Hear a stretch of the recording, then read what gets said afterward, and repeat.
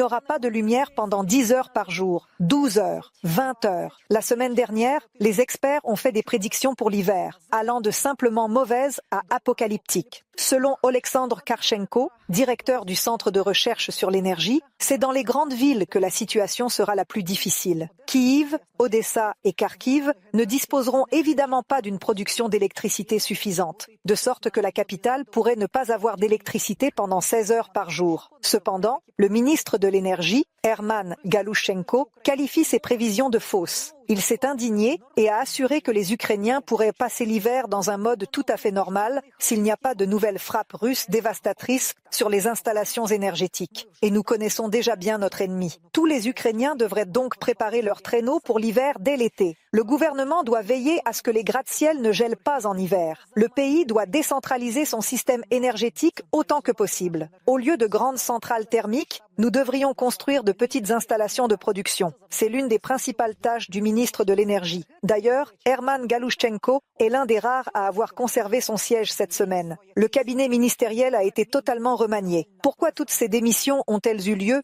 et qu'en retirent les Ukrainiens ordinaires? Al-Ashish vous en parle brièvement.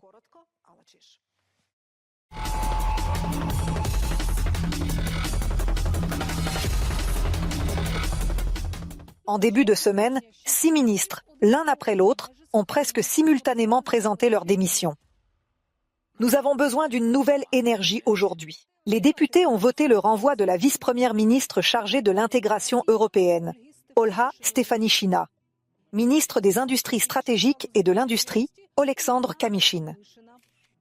Le ministre de la Protection de l'Environnement, Ruslan Strilets, et le ministre de la Justice, Denis Maliuska. Toutefois, la démission d'Irina Vereshchuk, vice-premier ministre et chef du ministère de la réintégration des territoires temporairement occupés, n'a pas été approuvée. 214 décisions non prises.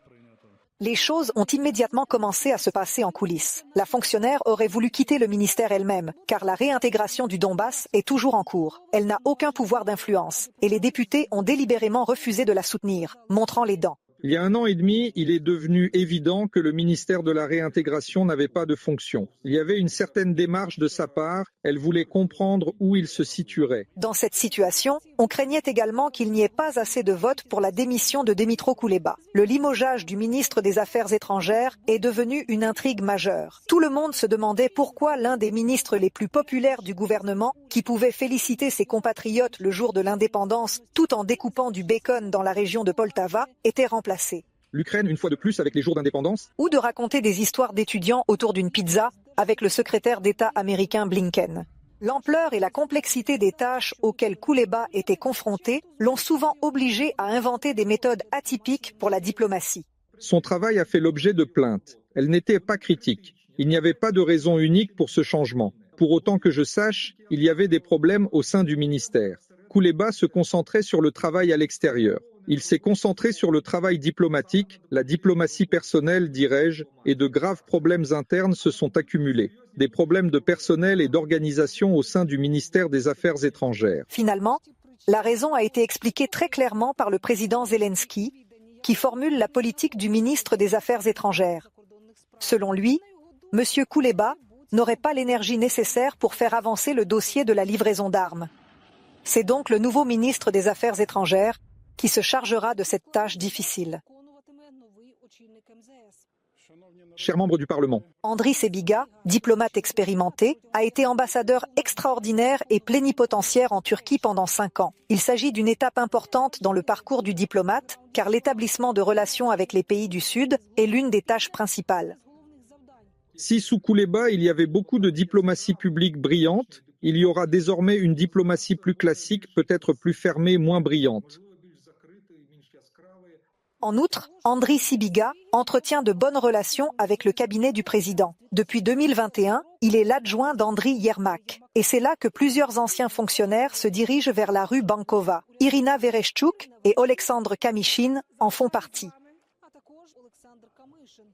Le critère d'évaluation du travail de certains responsables pour le président est le respect de ses instructions. Et je dirais que Kamyshin a été un excellent exécutant des instructions du président. Il s'agit du travail visant à augmenter la production de drones de combat, d'armes blindées et d'obus d'artillerie. Nous observons des tendances positives dans l'industrie de la défense et c'est le mérite de Kamyshin.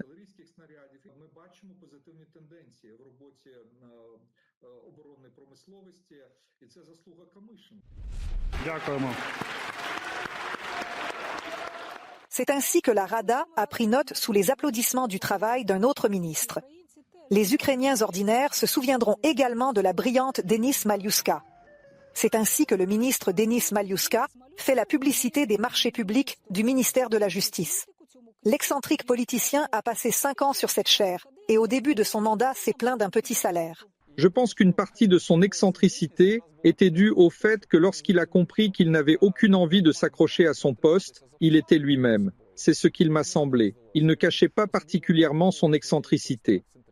Mais la raison principale de ce changement réside dans les nouveaux défis auxquels l'État est Lorsqu'il confronté. s'agissait de certaines réformes dans le système du ministère de la Justice, disons une certaine modernisation de certaines institutions supervisées par le ministère de la Justice, Maliuska a été très actif dans la mise en œuvre de ces réformes internes.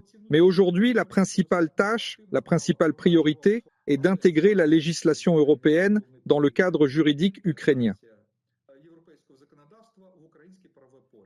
C'est pourquoi la justice a été transférée dans le domaine de compétence de la vice-première ministre chargée de l'intégration européenne, Olha Stefanishyna. En d'autres termes, sa démission a en fait conduit à un élargissement de ses pouvoirs. Herman Smetanin, pour le ministère de l'Industrie stratégique, la nouvelle ministre des anciens combattants, Natalia Kalmykova, le ministre de la Jeunesse et des Sports, Matvei Bidny, la ministre de la Protection de l'Environnement, Svitlana Rinchuk, et le ministre de la Politique agraire, Vitali Koval, sont entrés au gouvernement. Enfin, une autre nomination inattendue. Mykola Tushitsky, diplomate de carrière bien connu, a été nommé ministre de la Culture et de la Politique d'information.